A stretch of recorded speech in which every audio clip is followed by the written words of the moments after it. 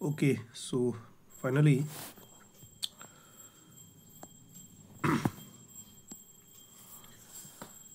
अब एउटा मात्र हाम्रो टपिक बचेको छ ह्युमन बायो। ठिक छ, ह्युमन बायोको वेटेज हो 16 मार्क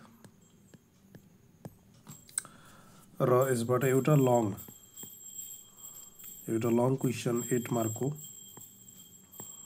ठिक छ, जसमा और पनि हुन्छ है, र एउटा चाहिँ सर्ट एन्सर क्वेसन 4 मार्कको जुन कम्पलसरी हुन्छ, र 3 देखि 4 वटा कमसे कम एमसीक्यू हुन्छ यहाँबाट न।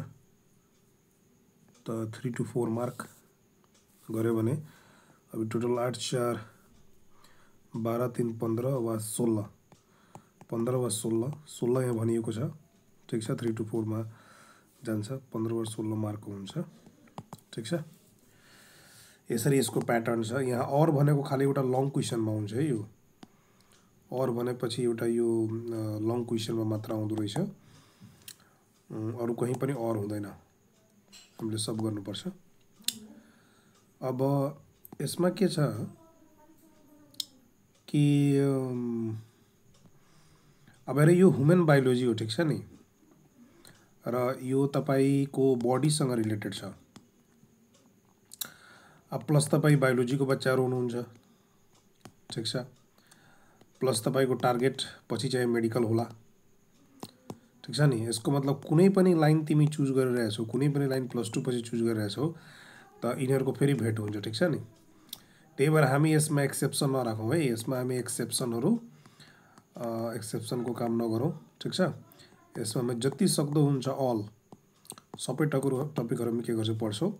बरु इम्पोर्टेन्ट के छ हरेक च्याप्टरमा त्यो हामीले बुझ्नुपर्छ। त मैले त्यो पहिला पनि बताइदिएछु, हरेक च्याप्टरमा के इम्पोर्टेन्ट छ मैले पहिला नै लेखेर पठाइदिएछु ग्रुपहरूमा। त्यसलाई तपाईँ फलो गर्नु होला। डेफिनेसन पिक्चरवाला प्रब्लम तपाईँ एकदम याद राख्नु होला।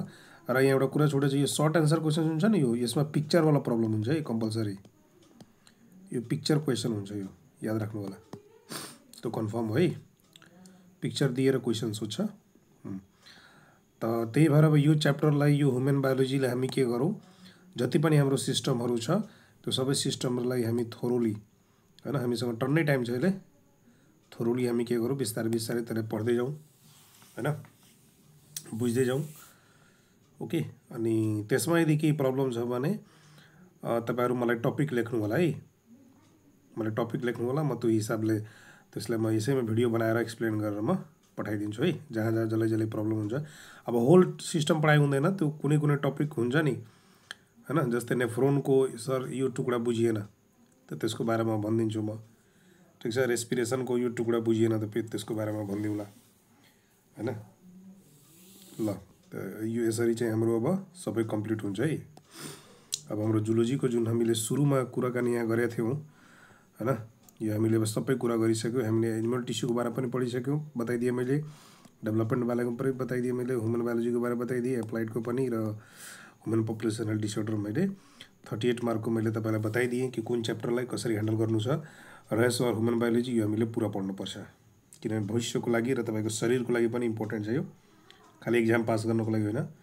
त्यही भएर यो सब पढ्नुपर्छ है। ल।